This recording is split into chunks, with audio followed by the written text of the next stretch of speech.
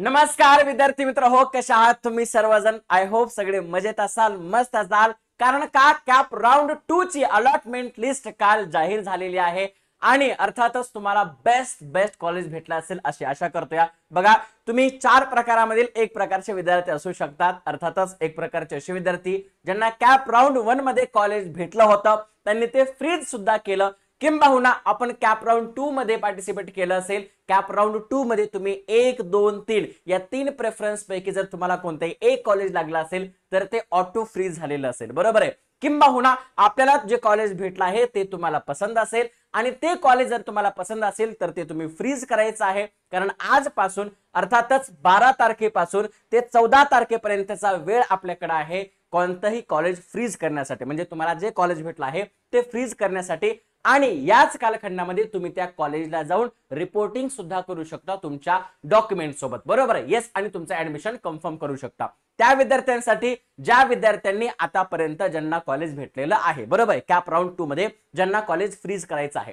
आता असे सुद्धा विद्यार्थी आहेत जे विद्यार्थ्यांनी आतापर्यंत बेटरमेंट ऑप्शन केला होता आणि बरेच असे विद्यार्थी आहेत ज्यांचं बेटरमेंट झालेलं नाही आणि काही जणांचं बेटरमेंट झालेलं आहे, बरोबर आहे. येस, असे सुद्धा प्रश्न होते. आणि त्याच्यासोबतच असे काही विद्यार्थी असतील ज्यांना आता कॅप राऊंड 3 मध्ये पार्टिसिपेट करायचं आहे, बरोबर आहे. जर तुम्ही कॅप राऊंड 3 मध्ये पार्टिसिपेट करण्याच्या इच्छुक असाल तर एक गोष्ट तुमच्यासाठी खूप महत्वाची आहे आणि ते म्हणजे काय, तर इथे आलेलं कॅप राऊंड कट ऑफ.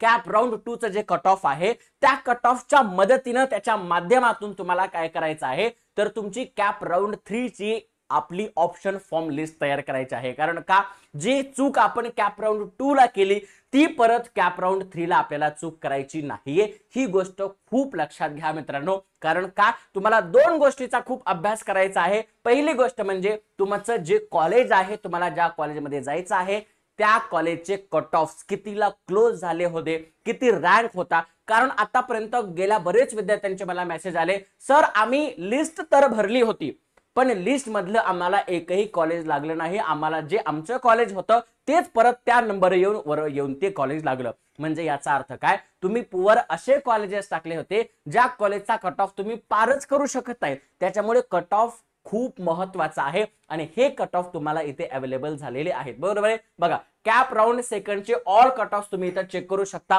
ही पीडीएफ इथं तुम्हाला भेटेल. या पीडीएफच्या माध्यमातून तुम्हाला प्रत्येकी कोणत्या कॉलेजचा कट ऑफ कितीला लागला आहे या सगळ्यांच्या गोष्टी तुम्हाला भेटू शकतात. त्यामुळे कॅप राऊंड सेकंडचा कट ऑफ आपल्यासाठी खूप महत्वाचा आहे जर तुमची रणनीती ही कॅप राऊंड 3 साठी तुम्ही आखत असाल तर, बरोबर आहे. हे सुद्धा महत्वाचं आहे. आणि दुसरी गोष्ट काय, कॅप राऊंड 3 साठी वॅकंट लिस्ट किती अवेलेबल आहेत ते सुद्धा लवकरच येणार आहे 2-4 दिवसामध्ये. म्हणजे काय, आपल्याला ज्याप्रमाणे आपले 14 तारखेला ऍडमिशन होईल 15 ऑगस्टला, म्हणजे 15 ऑगस्टच्या दिवशी वॅकंट लिस्ट जाहीर होईल. आणि ही वॅकंट लिस्ट जशी जाहीर होईल अगदी त्या दिवशी तुम्हाला समजेल की तुमचं जे ड्रीम कॉलेज आहे, तुम्हाला जे कॅप राऊंड 3 मध्ये कॉलेज पाहिजे त्या कॉलेजमध्ये तेवढ्या जागा रिकाम्या आहेत का, त्याचा कट ऑफ आपण पार करू शकतो का. या 2 गोष्टींचा जर तुम्ही ताळमेळ लावला तर तुम्हाला कॅप राऊंड 2 मध्ये जरी बेस्ट कॉलेज भेटलं नसेल, जर तुम्ही बेटरमेंट करणार असाल तरी कॅप राऊंड 3 मध्ये तुम्हाला ते बेस्ट कॉलेज भेटू शकतं.